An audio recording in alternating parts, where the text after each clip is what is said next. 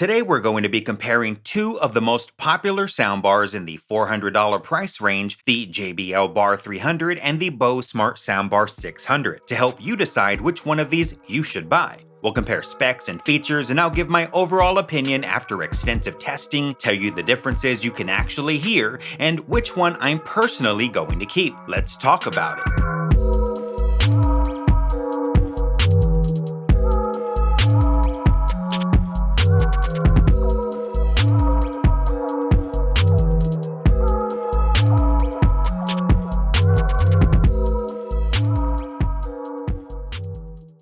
A quick disclaimer, this video is not sponsored by anybody, and I bought both of these with my own money with the intention of keeping just one, so you can expect my findings and decision to be honest and unbiased. That said, if you find this video helpful and want to help support my channel, you can do so by using the links in the description below. It really does make a difference.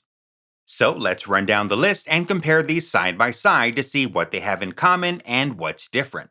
The JBL Bar 300 retails for $399, while the BOSE 600 goes for $499. Now, if you're patient, you can find the BOSE on sale for the same $399 price tag, which is exactly what I did.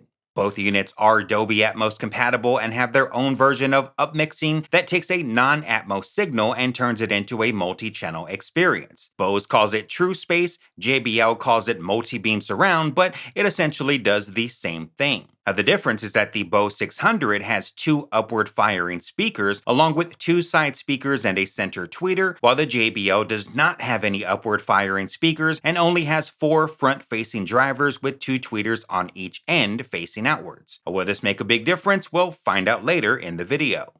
A big thing to consider is the size of your TV stand or entertainment center and how much room you have to work with. Now, if smaller is better, then the BOSE may be more attractive as it sits at about 27 inches wide, while the JBL has a width of a little over 32 inches. Both are 2.2 inches tall, have a depth of 4.1 inches, with the BOSE weighing in at 6.9 pounds, while the Bar 300 sits at 5.5 pounds. Now, if you're not planning on putting it on your TV stand at all and want to mount it on your wall, the JBL has the upper hand here as it comes with the wall mounts, while with the BOSE, it's sold separately and will cost an additional $39. JBL also has the newer Bluetooth version at 5.0, while BOSE has 4.2, but that really hasn't made a difference in my experience using either device. Now, what might matter is that while both units are compatible with Alexa, AirPlay, and have built-in Chromecast, only the BOSE has a built-in microphone so you can use voice control. With the Bar 300, you'll need to link it with a voice assistant-enabled device to be able to do so.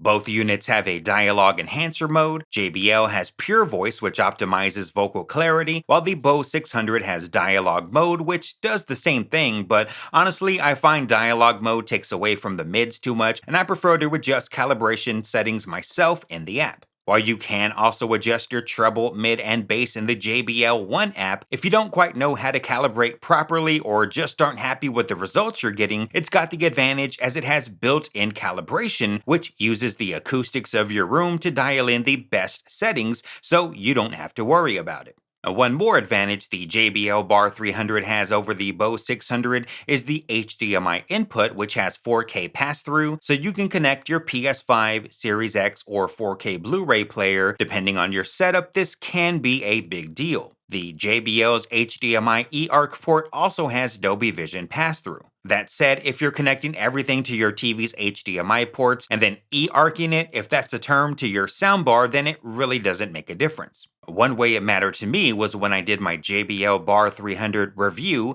link above now, I ran my Xbox Series S into the HDMI in and then ran the HDMI eARC output into my monitor. I couldn't have done that with the BOSE 600. Now, because most monitors don't have an eARC port, if you're planning on using either of these soundbars in a gaming setup on your desk, keep in mind optical ports don't transmit Dolby Atmos signals. To summarize the differences, the BOSE 600 is smaller, has upward-firing speakers and built-in voice control, while the JBL Bar 300 has built-in calibration and an extra HDMI input. Now let's answer the important question, how do they sound and which one am I ultimately going to keep? I did extensive comparisons using scenes from Wakanda Forever, Infinity War, John Wick, Mad Max Fury Road, and more until I got a clear picture of the differences. The one word I'd use to describe the JBL? Sharp. It has slightly clearer dialogue but isn't as strong in the mids. It's more upper frequency focused, so you hear more fine detail in the highs during loud action scenes and sequences with explosions, but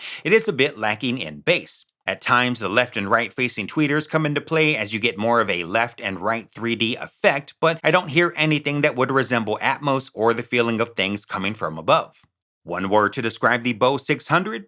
Balanced. While dialogue isn't as clear and sharp as the Bar 300, it has a more mid-focused sound and carries more weight, if that makes sense. The low end is more prominent, resulting in a more complete experience, and with the upward firing height channel you can calibrate, it helps improve the overall highs and treble. While its left and right facing speakers don't quite deliver the same immersiveness as the JBL, the added height speakers make up for it by delivering a more complete audio image. Neither of these soundbars is going to deliver a true Atmos experience, as the only way to achieve that is to have speakers built into your ceiling, but to me it all comes down to personal preference. To summarize, with the Bar 300 you get a more focused and crisp sound, and easier to hear dialogue and sound effects, but with a lack of mids and low end. With the BOSE, you get a balanced sound across the entire spectrum, so while the highs aren't as refined as the JBL, you get more mid and bass, resulting in a more complete image. So, which one am I going to keep? The BOSE 600. While the JBL has more high-end clarity when compared side by side, on its own you won't feel like anything is missing, and I'd rather have a balanced sound that covers the entire spectrum, especially since I have no intention of adding a sub. If I were to go the JBL route, I'd probably go up a model and get the Bar 500, but that's another price range and another video. If I want to add a sub or rear speakers later, I can always do so, but I'm comfortable where I'm at, so the BOSE 600 is here to stay.